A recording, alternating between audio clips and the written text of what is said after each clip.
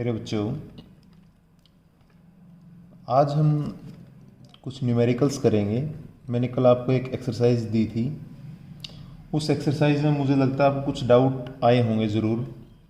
तो जो उस एक्सरसाइज के अंदर जो कुछ एक मेन क्वेश्चंस हैं जो टाइप हमने कल नहीं करी थी, मैं वो एक बार आपको करवा देता हूँ। आप उसको घर पे ट्राई कर लेना, अपनी उसको एक्सरसाइज को कंप्लीट कर लेना। फिर उसके जो डाउट्स आते हैं डाउट्स मैं आपसे ले लूँगा। तो जिस तरह क्वेश्चन है, ये क्वेश्चन अच्छा क्वेश्चन है, बुकलेट के अंदर भी है और ये वैसे भी आपसे पूछा जाता है कि if the unit of force is 1 kilo Newton. ये हाइपोथेटिकल चीज़ है कि हमने वैसे तो फोर्स की यूनिट न्यूटन होते हैं, लेकिन मान लिया कि अगर मान लिया न्यूटन की बजाय फोर्स की यूनिट किलो न्यूटन हो, लेंथ की यूनिट किलोमीटर हो, लेंथ की यूनिट किलोमीटर हो और टाइम की यूनिट 100 सेकेंड हो, तो आपसे पूछा भाई यूनिट ऑफ मास बताओ कितनी होगी। तो आप देखो, इसमें हम क्या करते हैं, इसमें हम डायमेंशन का यूज करते हैं। बहुत आसान होता है। आपको गिवन क्या है, गिवन आपको ये है कि फोर्स आपको दे रखी है 1 किलो न्यूटन। 1 किलो न्यूटन मतलब 1000 न्यूटन उसकी यूनिट दी है आपको। और यूनिट ऑफ लेंथ आपको दी है आपको 1 किलोमीटर। किलोमीटर मतलब 1000 मीटर आपको लेंथ दे रखी है। और टाइम की यूनिट आपको दी है 100 सेकेंड। 100 सेकेंड आपको टाइम की यूनिट दी है, ये दे रखी है। आपसे पूछा यूनिट ऑफ मास बताओ। तो बेटा इन क्वेश्चन के अंदर ज़्यादा हमें कुछ करने की ज़रूरत नहीं है। आप डायमेंशनल फॉर्मूले अप्लाई करो और क्वेश्चन हो जाएगा सॉल्व, कोई दिक्कत नहीं है। अब मुझे बताओ फोर्स है, फोर्स का डायमेंशन क्या होगा, m1l1t-2। इसको लिख दो बेटा 1000 न्यूटन के इक्वल। लेंथ का डायमेंशन क्या बेटा, एल की वन इज इक्वल टू, ये हो गया बेटा 1000 मीटर। टी की वन ये हो गया बेटा 100 सेकेंड। यूनिट पीछे लिखो या ना लिखो कोई ज़रूरी नहीं है। आपको चाहिए क्या, आपको चाहिए बेटा मास। तो बेटा मास तो यहाँ पे है इसी क्वेश्चन के अंदर। तो यहाँ पर मास इज इक्वल टू क्या है बेटा, 1000 डिवाइड बाई LT-2 है। तो बेटा एल की वैल्यू भी पता है, टी की वैल्यू भी पता है, पुट कर दो इसके अंदर। तो 1000 डिवाइड बाई एल कितना बेटा, 1000 इंटू टी की -2, मतलब बेटा ये 100 की पावर -2 हो गया। ये इससे कैंसिल हो गया बेटा, ये कितना आ गया 100 की पावर 2 हो गया, ऊपर प्लस का चला गया। तो m इज इक्वल टू एक तरीके से ये क्या बन गया अपने पास 10,000, यू कैन से 10 की पावर 4 किलोग्राम। ये बन गया बेटा, ये मास आ गया। उसी तरीके से जिस तरह ये क्वेश्चन था बेटा, इसी तरीके का एक क्वेश्चन और है। मैं आपको बोल दूं, ये कितने भी क्वेश्चन बना लो इस तरीके के। आपको ये बोला गया बेटा कि if the unit of force, कि आपको फोर्स की यूनिट बेटा मान लिया 1 किलो न्यूटन आपको दे दी। If the unit of force is 1 kilo newton and unit of power, power है यहाँ पे, पावर आपको दे बेटा 1000 watt. And unit of time आपको दे बेटा 1 मिली सेकेंड। 1 मिली सेकेंड मतलब 10 की पावर -3 सेकेंड आपको दे दी। तो आपसे पूछा है भाई कि unit of length and mass, unit of length and mass count करनी। आपने आपको ये बताना है भाई यूनिट ऑफ लेंथ कितनी होगी, मास की लेंथ, मास की यूनिट कितनी होगी। बेसिक काम वही बेटा, आपको डायमेंशनल फॉर्मूले पुट करने आने चाहिए बस। फोर्स बेटा, फोर्स का डायमेंशन क्या होगा, m1l1t-2 is equal to 1 kilo newton, मतलब बेटा 1000 न्यूटन हो गया। पावर बेटा, पावर का डायमेंशन क्या होगा, m1l2t-3 1000 वाट हो गया बेटा। यूनिट लिखो उधर लिखो, कोई ज़रूरी नहीं है। टाइम की यूनिट आपको दे रहे हो 10 की पावर -3 सेकेंड। आपके पास 3 इक्वेशन हैं। इन 3 इक्वेशंस को मल्टीप्लाई करो, डिवाइड करो, कुछ भी करो, आपको लेंथ और मास की वैल्यू निकालनी है। तो मैं इस इक्वेशन 1 और इस इक्वेशन 2 को आपस में डिवाइड कर देता हूँ, 2/1 कर देता हूँ मैं इसको। तो ml2t-3, ये equation 2/1, mlt-2 is equal to 1000/1000। ये इससे कैंसिल हो गया, m से m कैंसिल हो गया, एक l कैंसिल हो गया, ये t की पावर -1 बच गया।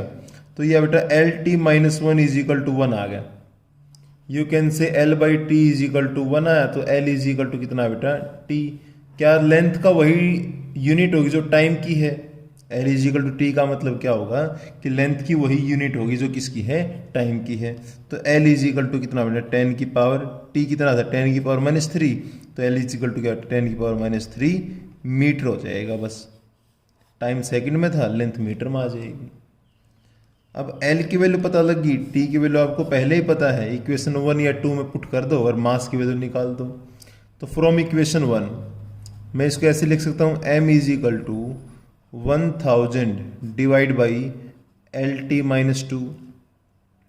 तो m इज इक्वल टू कितना है बेटा 1000 डिवाइड बाई एल कितना है 10 की पावर माइनस का 3 है, इंटू टी कितना है टी की माइनस 2 है, तो टी की पावर माइनस 3 का माइनस 3 इसकी पावर माइनस 2। तो ये आ गया अपने पास कितना, ये ऊपर चला गया बेटा, ये 10 की पावर 3, ये 10 की पावर 3, 10 की पावर 6, ये नीचे कितना आ गया माइनस माइनस प्लस 10 की पावर 6 कैंसिल 1 आ गया। तो मास की यूनिट क्या होगी बेटा 1 किलोग्राम होगी। ठीक है, अगर हम फोर्स की यूनिट को 1 किलो न्यूटन माने, पावर की यूनिट को 1000 वाट माने, टाइम की यूनिट को 1 मिली सेकेंड माने, तो मास की यूनिट क्या बनेगी 1 किलोग्राम और लेंथ की यूनिट क्या बनेगी 10 की पावर माइनस का 3 मीटर। बहुत इंपॉर्टेंट क्वेश्चन है दोनों के दोनों। ठीक है बेटा, इसी तरह का एक क्वेश्चन और मैं आपको करवाता हूँ, बिल्कुल सेम टाइप का क्वेश्चन है, ये भी एग्जाम के अंदर आपसे पूछा जाता है। आपको ये बोल दिया कि if the unit of energy is 100 joule, 100 joule energy की यूनिट है, एंड यूनिट ऑफ फोर्स की यूनिट आपको दे बेटा 50 न्यूटन है, and unit of time 10 second है। तो आपसे पूछा यूनिट ऑफ लेंथ निकालो, यूनिट ऑफ मास निकालो। क्वेश्चन कर दोगे तुम अपने आप से, कोई दिक्कत नहीं है। एनर्जी है बेटा, एनर्जी का वही डायमेंशन होता है जो वर्क डन का होता है। वर्क डन का डायमेंशन क्या होगा m1 L2 T minus 2 is equal to 100 joule. Force का बेटा m1 L1 T minus 2 is equal to 50 हो गया। टाइम आपको दे रखा है बेटा T इज इक्वल टू क्या होगा 10 हो गया। क्या करें, बस मल्टीप्लाई डिवाइड करना है इक्वेशंस को, इन दोनों इक्वेशंस को डिवाइड कर दो। अगर इन दोनों इक्वेशंस को डिवाइड कर दो, मास से मास कैंसिल, टी की से टी कैंसिल, एल की पावर 1, एल की इज इक्वल टू कितना है अपने पास ये 2, तो 2 मीटर आ गया। ठीक है, अगर एल 2 मीटर आ गया तो टी की वैल्यू पुट कर दो दोनों में से किसी भी एक इक्वेशन के अंदर। मुझे क्या चाहिए मास चाहिए ना, तो from equation 1 M is equal to क्या होगा 100 divide by L2 T minus 2, तो m is equal to 100 divide by L2, L कितना है 2 का स्क्वायर इंटू टी की पावर माइनस 2, टी कितना है 10 की पावर माइनस 2, तो m इज इक्वल टू कितना लिखोगे आप इसको 100, ये 10 की पावर माइनस 2 ऊपर चला जाएगा, 100 डिवाइड बाई 4 कितना अपने पास ये 25, तो मास इज इक्वल टू कितना अपने पास 2500 किलोग्राम। तो ये मास की यूनिट होगी। ठीक है बेटा, ये क्वेश्चन तुम लोग कर सकते हो, कोई दिक्कत नहीं आएगी आपको। एक न्यूमेरिकल और कराता हूं आपको ये बोल रखा है बेटा find the value of 100 joule on a system which has 20 centimetre to 50 gram and half minute as a fundamental unit of mass length and time. आपको ये बोला कि भाई आप 100 जूल को कन्वर्ट करो, एक ऐसे सिस्टम में कन्वर्ट करो, एक न्यू सिस्टम ऑफ यूनिट्स में कन्वर्ट करो, न्यू सिस्टम ऑफ यूनिट्स में जिसमें मास को मेजर करते हैं 250 ग्राम, लेंथ को मेजर करा 20 सेंटीमीटर और टाइम को मेजर करा हाफ मिनट की फॉर्म में। तो बेटा ये तो बेसिक है, कल मैंने आपको फॉर्मूला बताया था। फॉर्मूला क्या था अपने पास, N2 is equal to N1 M1 by M2 की power A, L1 by L2 की power B, T1 by T2 की पावर C। ये फॉर्मूला हमने पढ़ा था कल। M1 L1 T1 ये क्या होते हैं, ये पहले सिस्टम के यूनिट्स होंगी। M2L2T2 ये क्या है, ये दूसरे सिस्टम की यूनिट होंगी जिसमें कन्वर्ट करना होता है। ABC क्या होता है, ये डायमेंशन होते हैं फिजिकल क्वांटिटी के। फिजिकल क्वांटिटी कौन है यहाँ पे, 100 जूल, जूल है। जूल मतलब कौन है, जूल मतलब कौन है, एनर्जी, एनर्जी। तो आपको एनर्जी के डायमेंशन आने चाहिए। एनर्जी का डायमेंशनल फॉर्मूला क्या होगा, वही होगा जो वर्क डन का है, M1L2T माइनस 2। मतलब A कितना हो गया वहां से 1, B कितना हो गया 2 और C कितना हो गया -2। 1 2 और -2 हो गया क्वेश्चन। जूल कौन सा सिस्टम है, दो सिस्टम हो गए यहाँ पे। जूल क्या था, MKS या SI सिस्टम। इधर न्यू सिस्टम बनाना हमने, ये तो M1L1T1। MKS में मास को मेजर करेंगे किलोग्राम में, लेंथ को मेजर करेंगे मीटर में, टाइम को मेजर करते हैं सेकंड में। नए सिस्टम के बारे में आपको बता रखा है। नए सिस्टम में मास क्या बोला गया आपको, 250 ग्राम। लेंथ क्या बोली गई आपको, 20 सेंटीमीटर। टाइम क्या बोला गया आपको, हाफ मिनट मतलब 30 सेकंड। हो गया क्वेश्चन, पुट कर दो वैल्यूज। तो N2 is equal to N1। N1 कितना आपको दे रखा है, ये दे रखा है N1 100।